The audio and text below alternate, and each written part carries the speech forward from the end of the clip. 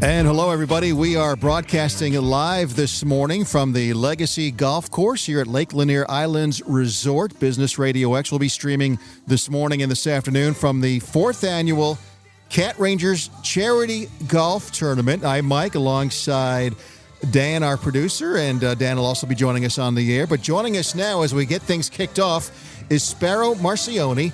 She's the executive director of CatRangers. Yes, she has a name of a bird, which is the natural enemy of a cat, yet you're helping cats. That doesn't make any sense. Well, I'm keeping an eye on the cats for the birds and then giving them the clues, you know. I got you. So you're working for the birds then. So the 4th annual charity golf tournament here at Lake Lanier Islands Resort. What's going on today? What are we doing today? Well, the golf tournament itself has a $10,000 hole-in-one contest on one of the holes, and then we have ancillary prizes on 3 of the other par 3s.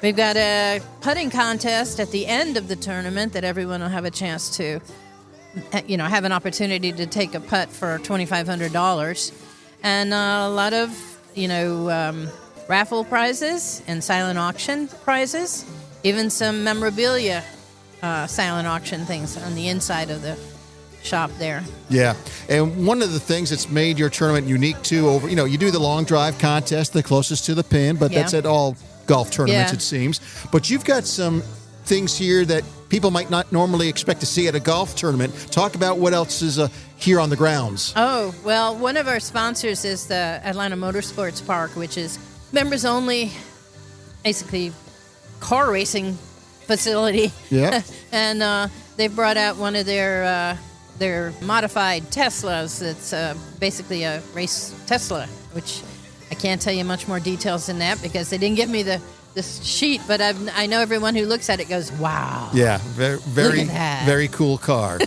How many golfers signed up for this year's tournament? We had about 60 golfers this year. Our goal was 87, but that was kind of optimistic. So we didn't count on all the all the different things that were occurring during Mother's Day yesterday. So that's right. That's right. We got a few with headaches and a few that kind of celebrated Mother's Day a little too hard. Well, there's something different this year too. You've got celebrity golfers out here. We know former Atlanta Falcon Harper LaBelle, who does a lot of work with Business RadioX, is in a foursome, along with former All-Pro linebacker Buddy Curry is out here, a name that people may remember. And then also, if you're a hockey fan, Daniel Bouchard. Dan Bouchard was a goaltender for the old Atlanta Flames hockey team here. Yeah. So you've got some celebrities out here as well. Yeah, they don't play golf too poorly either, so they kind of make a team kind of better, maybe, depending on who the other players are. Well, football players and hockey players and baseball players are usually pretty good golfers because they have a lot of time during the day to go ahead and play some golf. That's true. But we're here for a good cause, CatRangers. Let's talk numbers as far as animals that you're trying to help. How many? Let's do the what's that commercial where you have the lady and the sad music and on TV all the time, and every time I see the commercial, I got to change the channel because it makes me. Yeah, that's pitiful. So let's do some. Let's cue up some sad music in the background and talk about why it's important that people need to support CatRangers. Well, we are a very special rescue. We call ourselves the Special Forces of Cat Rescue because we help the ones that nobody else can or will help.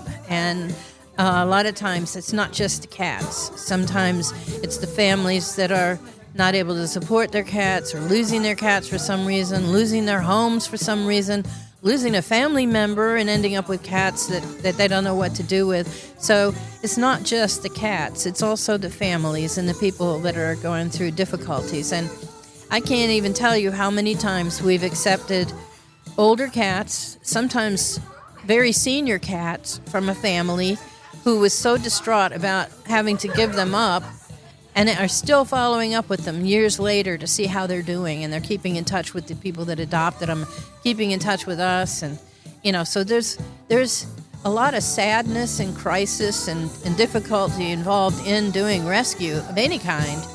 But when you're rescuing out of crisis, family crisis, out of cats being abandoned and traumatized or left at an animal control at risk of euthanasia. Those are all sad things. But the other side of it is we get them all adopted, because if we accept a cat into our rescue, they're going to be a cat ranger until we find them another home. And that's our commitment to any cat that we accept. So we can't match numbers with some of the big rescues that do thousands and thousands and thousands a year, but we do about 700 a year. That's still And it's making lot a of difference. cats. Yeah, I know the hard part is you can't save them all. That's got to be the hard part. It's very hard. It's very hard. And, I try to interface or interact with some of the other bigger rescues when we can, because sometimes they can lend a hand with a certain situation. We've got one now that's a disaster at an apartment complex that a group of ladies has been feeding there for 7 years, and the apartment complex has finally decided the cats all have to go.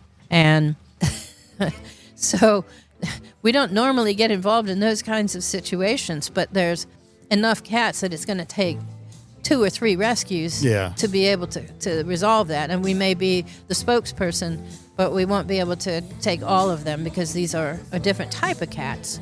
But there's so many. In every county, this problem exists. And part of the problem is education of the pet owners about spay and neuter and how they care for their pets. Older people who don't know they can make arrangements for their pets before they become ill and can't care for their pets. Things like that. I mean, those are educational issues. Yeah. You have an adoption center in Beaufort. Tell us all about that. It's a unique place. Yeah. Our adoption center is like a sanctuary for cats and people, Maybe more for the people sometimes. Yeah. Who wouldn't fall asleep in a room full of cats? I mean, they're all sleeping at 2 o'clock. That's the time. 2 o'clock, every cat goes to sleep. And you can just walk through and see how calm they are and just take a nap with them. But it's a furnished house. It is. And you have artwork and knickknacks that people can purchase, go through the house. Yeah. While all these cats are around you. Yeah. And the cats are the only residents. We don't have any human residents. They have about 4,500 square feet to lounge, meet one another, and they're separated into different rooms based on their demeanor. And, they most of the time do okay. We have to tone down a few scuffles from time to time when we introduce a new alpha, male or female. Mm-hmm.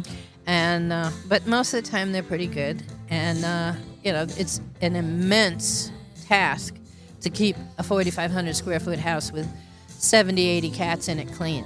Yeah.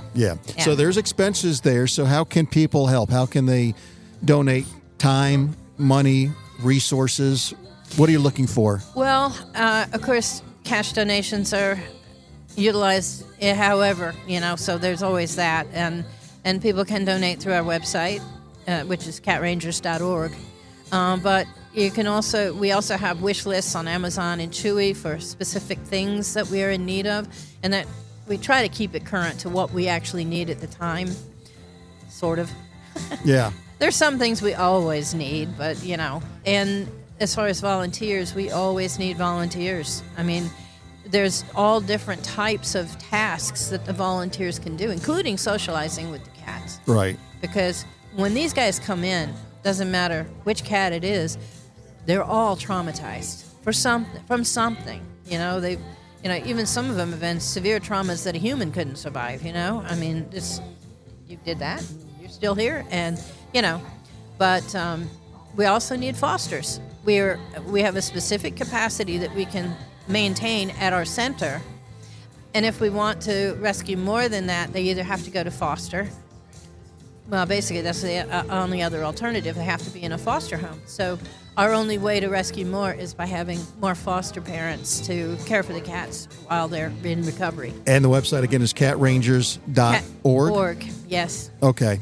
Well, we know you've got lots of things to do today. You're running this golf tournament. So far, so good, I hope. Yes. It looks like it's a little bit of rain today. Yeah. But it's It's just a little sprinkle so they can play in the rain. It's supposed to go away and then maybe come back late this afternoon. So hopefully they'll get their rounds in. So there'll be some, I know you serve breakfast. There'll be some food for them afterwards. So you take care of these golfers. So anybody out there who missed the 4th annual, there'll be a 5th annual next year. Yeah. And it's in May of every year. May. Yep. Okay. So we want folks to know about that. All right. We'll check in with you and we'll talk to you at the end of the day as well. Okay. Make sure you can get a kind of a little of a wrap up of how things went. Okay. Sparrow Marcioni is the executive director of CatRangers. Again, we're here on Business Radio X and we'll be here all day. So stay tuned and there'll be more to come. We'll be talking to some of the golfers shortly here on Business Radio X.